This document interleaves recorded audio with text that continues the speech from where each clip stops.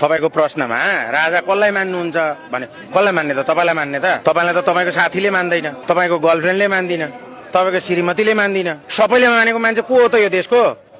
पृथ्वीनारायण शाह हो नि उसको वंशजको राजा हुन्छ नि अहिले उसको वंशजको प्रतिनिधित्व गर्ने सबभन्दा बुढो मान्छे को छ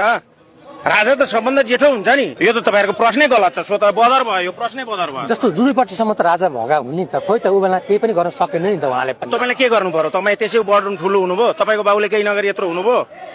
तपाईको आमाले केही नगरिकन तपाई यत्रो हुनुभयो के प्रश्न गर्दै हुनुहुन्छ तपाई यत्रो देश तपाई 4 आना जग्गा जोड्न सक्नु भएको छ अहिलेसम्म 1,47,181 वर्ग किलोमिटर क्षेत्रफल हो त्यो भनेको कति हेक्टर हो थाहा छ तपाईलाई तपाई जीवनकाल भरि काठमाडौँमा 4 आना जग्गा जोड्न नसकेकोले भौतारिएर हिँडेको हैन यो माइक बोकेर कसरी जोड्नु भयो त राजाले यत्रो यो जग्गा जमिन यत्रो देश कसरी बनाउनु भयो त राजाहरूले केही पनि भएन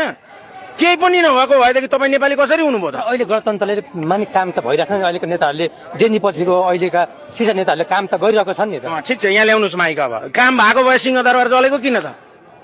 काम भएको भए सिंहदरबार जलेको किन त सर्वोच्च अदालत जलेको किन त अनि त्यो संसद भवन जलेको किन सरकारको 3टा अंग हुन्छ क्या भाइ कार्यपालिका संसद अनि व्यवस्थापिका है व्यवस्थापिका न्यायपालिका 3टा अंगमा 3टै अंग जलाइदिए जनताले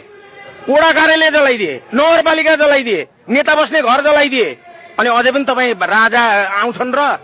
राजा नयाँ को आउँछ त प्रचण्ड चाहियो अझै तपाईँलाई अझै केपीओली चाहिएको हो त्यो अस्ति 23 गते मर्ने मान्छेमा तपाईँको भाइ भएको भएदेखि तपाईँ के गर्नुहुन्थ्यो केपीओलीको गएर तल घुँडाको पानी खानुहुन्थ्यो कि गएर केपीओलीलाई गोली ठोक्नुहुन्थ्यो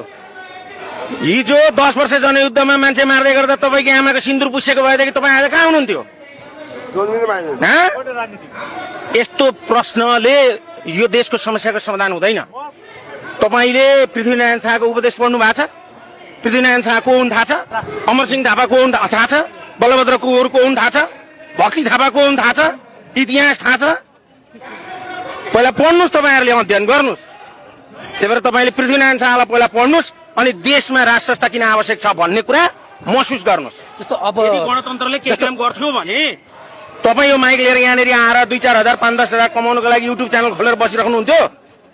यही देश अमेरिका हुन्थ्यो नि यही देश बेलायत हुन्थ्यो नि तपाईको तलब आज 2 लाख 4 लाख हुन्थ्यो होला नि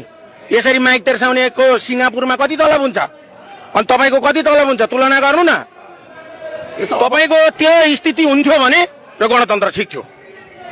यो देश बच्थ्यो भने यो गणतन्त्र ठीक थियो तपाई सुरक्षित हुनुहुन्थ्यो भने यो गणतन्त्र ठीक थियो भाद्र 23 र 24 गते यो देशको प्रधानमन्त्री सुरक्षित थिएन यो देशको राष्ट्रपति भएको थियो अब तपाई आफू अहिले गणतन्त्रको पक्षमा कुरा गर्नुहुन्छ त्यही भएर तपाईहरुले पहिला अध्ययन गर्नु जरुरी